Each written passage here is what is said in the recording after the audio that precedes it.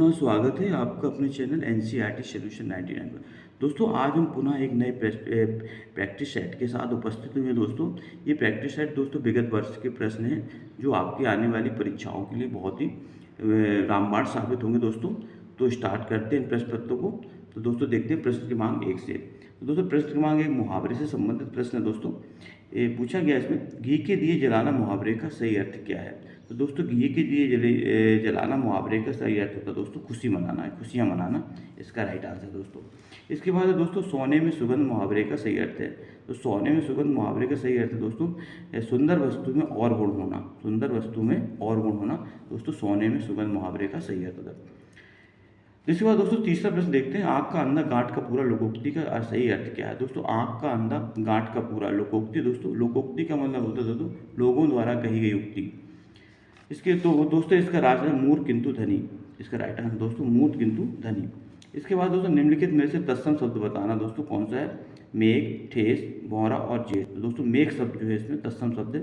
तत्सम शब्द जो दोस्तों सीधे संस्कृत से लिए गए हैं, तत्सम शब्द कहलाते हैं दोस्तों। दोस्तों प्रश्न क्रमांक 5 में सूची 1 का सूची 2 से मिलान करना है। एक शब्द दोस्तों खचाखच, मुरलीधर, टिकटकर, सांप। दोस्तों इनको मिलाना है शब्दों से, किस प्रकार के शब्द हैं दोस्तों। तो दोस्तों पहला दिया तो खचाखच। खचाखच दोस्तों जो शब्द है वो देशज शब्द है। जो देशज शब्द जो जिनकी उत्पत्ति दोस्तों देश में ही हुई है वो देशज। मुरलीधर, मुरलीधर दोस्तों जो है जो शब्द है हमारा वो दोस्तों एक जो है योगरूट शब्द है, मुरली को धारण करने वाला अर्थात कृष्ण। इसके बाद दोस्तों टिकटकर। टिकटकर दोस्तों एक संकर शब्द है जो दो भाषाओं से मिलकर बना है दोस्तों। टिकट अंग्रेजी शब्द है और घर हिंदी, अंग्रेजी प्लस हिंदी से दोस्तों दो शब्दों से मिलकर अलग अलग भाषाओं शब्दों से मिला है दोस्तों संकर शब्द कहलाता है। और सांप, सांप दोस्तों एक तद्भव शब्द है जबकि इसका तत्सम दोस्तों सर्प होता है। इसके बाद दोस्तों भट्ट लोलट द्वारा प्रतिपादित मत कौन सा है। तो दोस्तों भट्ट लोलट ने जिस सिद्धांत का प्रतिपादन किया दोस्तों अव्यक्तिवाद अनुमतिवाद दोस्तों शंकुक द्वारा किया गया। भट्ट लोलट ने दोस्तों उत्पत्तिवाद का सिद्धांत का प्रतिपादन किया, इसको आप याद रखें। शांत रस का स्थायी भाव दोस्तों शांत आप रसों के स्थायी भाव जरूर याद कर ले, अक्सर इनका एक क्वेश्चन बनता ही है। तो शांत रस का स्थायी भाव दोस्तों निर्वेद होता है, इसको भी आप याद रखेंगे दोस्तों। इसके बाद प्रश्न क्रमांक 8 देखते हैं। प्रश्न क्रमांक 8 में क्या पूछा गया। प्रश्न क्रमांक 8 में पूछा गया संचारी भावों की संख्या कितनी मानी गई। दोस्तों संचारी भावों की संख्या 33 है, इसको आप अच्छी तरह से कंठस्थ कर लें दोस्तों। और रसों की संख्या दोस्तों 9 है, इसको भी आप याद रखें। रीति समुदाय के प्रवर्तक आचार्य कौन है। दोस्तों रीति समुदाय का प्रवर्तक आचार्य वामन ने किया था, इसको भी आप याद रखें।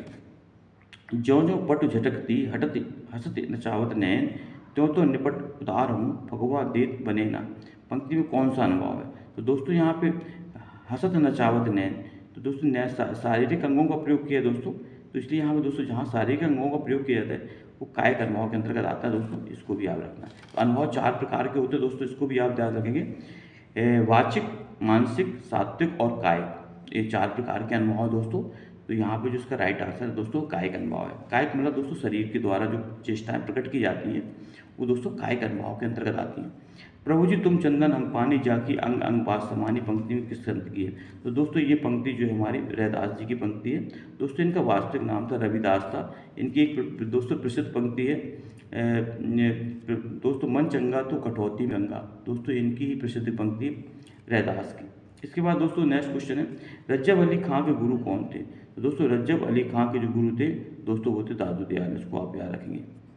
इसके बाद शुद्धोदयवाद दर्शन के प्रवर्तक कौन है। दोस्तों शुद्धोदयवाद दर्शन के प्रवर्तक दोस्तों वल्लभाचार्य जी हैं, इसको याद रखें। और दोस्तों सूरदास के गुरु भी वल्लभाचार्य जी थे। इसके बाद दोस्तों कृष्ण गीतावली ग्रंथ के रचनाकार कौन है। दोस्तों कृष्ण गीतावली ग्रंथ के रचना तुलसीदास हैं दोस्तों। इनका पूरा नाम था गोस्वामी तुलसीदास। और दोस्तों इनका जन्म बांदा जिले के राजापुर नामक इस गाँव में हुआ था।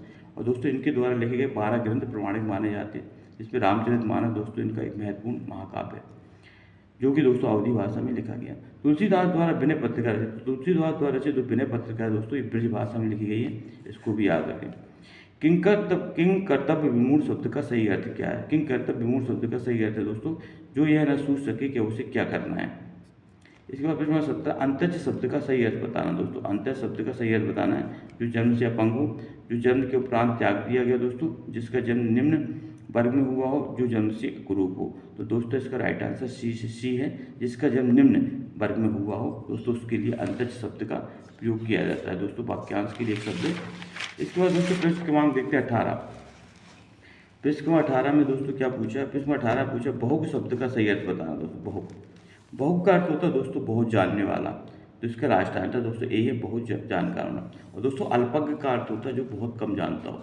तर्क शब्द का पर्यायवाची शब्द दोस्तों तर्क शब्द का पर्यायवाची दोस्तों निसंग है, इसको भी आप याद रखेंगे। स्त्री का पर्यायवाची शब्द नहीं है दोस्तों, बताना स्त्री का पर्यायवाची नहीं है इसमें।